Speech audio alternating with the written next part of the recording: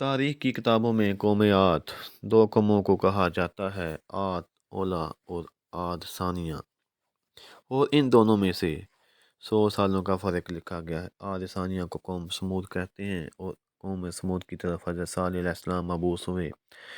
जबकि हमारी आज की वीडियो का मरकज़ आद ओला यानी कौम आद है, जिनमें अल्लाह पाक ने हज़रत हूद अलैहिस्सलाम को पैगंबर बनाकर भेजा।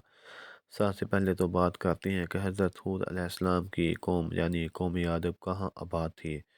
दुनिया के दो मशहूर समुंदरों बहर अरब और बहर अहमर के दरमियान अम्मान, हज़रमौत, बहरीन और मगरबी यमन तक एक वसी सहरा है, जिसको सहर औकाफ कहते हैं। तारीखी हवालों में औकाफ ही कौम आद का मस्कन बताया गया। कभी ये इलाका बहुत शान शौकत और सब्ज़ तो शदाब हुआ करता था, लेकिन अब ऐसा सहरा बन चुका है कि बड़े से बड़ा महम जो भी कदम रखने से डरता है। इस वक्त मौत की इस वहशतनाक वादी में कदम रखना खुदकुशी के मुतरादफ है।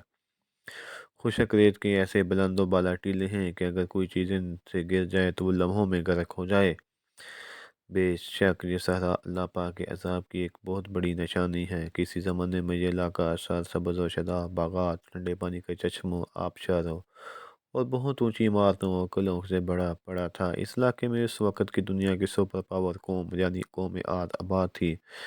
वो इंतहाई ताकतवर और मालदार कौम थी। तारीख की किताबों में इनका कद 40 हाथ बताया गया और इनकी औसत उम्र 900 से 1000 साल होती थी।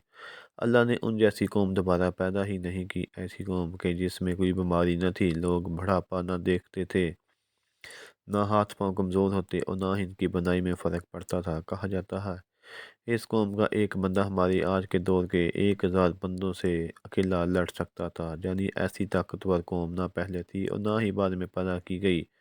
कौम याद की ताकत की एक नुमायाँ खूबी यह थी कि अगर कोई मर्द औरत के साथ एक दफ़ा हम बिस्ती कर लेता तो वो औरत एक ही बार में हामला ज़रूर हो जाती थी। इस खूबी की वजह से वो कौम बहुत फैल गई। अल्लाह पाक कुरान मजीद फुरकान हमीद में फरमाता है, इन जैसी कौम कोई कौम और मुल्कों में पैदा नहीं की गई। हूद अलैहिस्सलाम को याद करो जबकि उसने अपनी कौम को अहकाफ में डराया। इस आयत में कौम याद के मस्कन अहकाफ की भी तस्दीक होती है। कौम याद में 13 कबीले थे। हज़रत अल्लामा जलालुद्दीन सैय्यदी रहमतुल्लाह अलैह लिखते हैं कि कौम आद एक ताकतवर, बहादुर और बुत परस्त कौम थी। कौम आद ही वो कौम थी जिसने तूफ़ान नूह के बाद सबसे पहले बुत की पूजा शुरू की थी।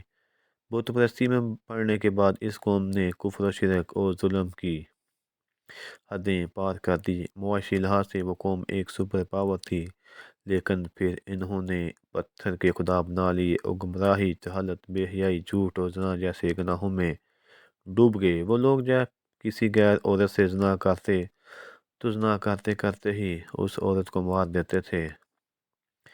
इन्हीं बदअमालियों की वजह से अल्लाह पाक ने इन्हीं में से अपने नेक बंदे हज़रत हूद अलैहिस्सलाम को पैगंबर मबूस फरमा दिया।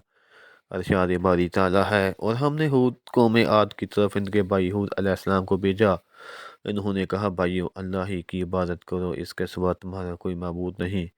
क्या तुम डरते नहीं? तो उनकी कौम के सरदार जो काफर थे कहने लगे, तुम हमें कम अकल नज़र आते हो और हम तुम्हें झूठा ख्याल करते हैं। फिर हमने हूद अलैहिस्सलाम को और जो लोग उनके साथ थे उनको निजात बख्शी, और जिन्होंने हमारी आयात को झटलाया उनकी जड़ काट दी और वो ईमान लाने वाले थे ही नहीं।